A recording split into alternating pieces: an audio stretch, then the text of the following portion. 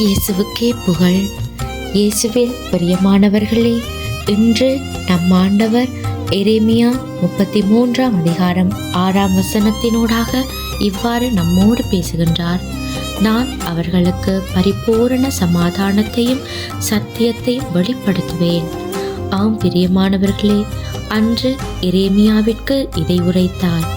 யூதாவையும் இஸ்ரேலையும் ஆண்டவருடைய அன்பு கரம் மீட்டெடுக்கும் என்று கூறினார். தீமைகள் நிறைந்த ஒரு வாழ்க்கையை வாழ்ந்து கொண்டிருந்த அம்மக்களுக்கு அவருடைய இரக்கம் நிறைந்த பார்வை கிடைத்தது. காரணம், ஆண்டவர் அவர்கள் மேல் நிறைய அன்பு கொண்டிருந்தார். அதே போலதான் நம்மீதும் அவர் நிறைய அன்பு வைத்திருக்கிறார். சில நேரங்களில் நாம் அவருக்கு விருப்பமில்லாத காரியங்களில் ஈடுபட்டிருப்போம். நாம் பாவத்தில் விழுந்துட்டோம் என்று தெரியாமலே வாழ்ந்து கொண்டிருப்போம். சத்துருவானவன் அநேக காரியங்களை நமக்கு காட்டி அவன் வலையில சிக்க வச்சிருப்பான். ஆரம்பத்தில் எல்லாமே நல்லதாத்தான் இருக்கும். நாட்கள் போக போக நாம் நம்மையே பாவத்தில் இழந்து கொண்டிருப்போம்.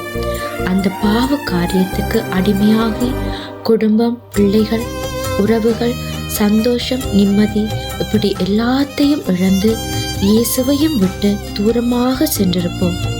இந்த நிலையிலையும் ஆண்டவர் எங்களை பார்த்து சொல்லுகிறார், மனசு குழம்பி சமாதானம், சந்தோஷம் இல்லாம இருக்கிறீங்களா? நான் உங்களுக்கு பரிபூரண சமாதானத்தையும் சத்தியத்தையும் வெளிப்படுத்துவேன் என்று ஆண்டவர் கூறுகிறார்.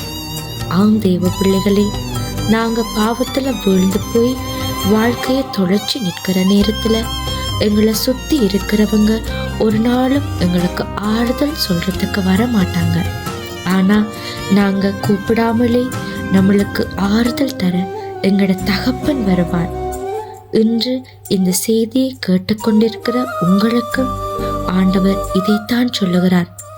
இந்த தவக்காலத்திலே மனமாற்றம் பெற்றவர்களாக முழுமையான பாவ சங்கீதனம் செய்து ஆண்டவரோடு ஐக்கியமாக வாழ வரம் வேண்டுவோம். ஆமேன்.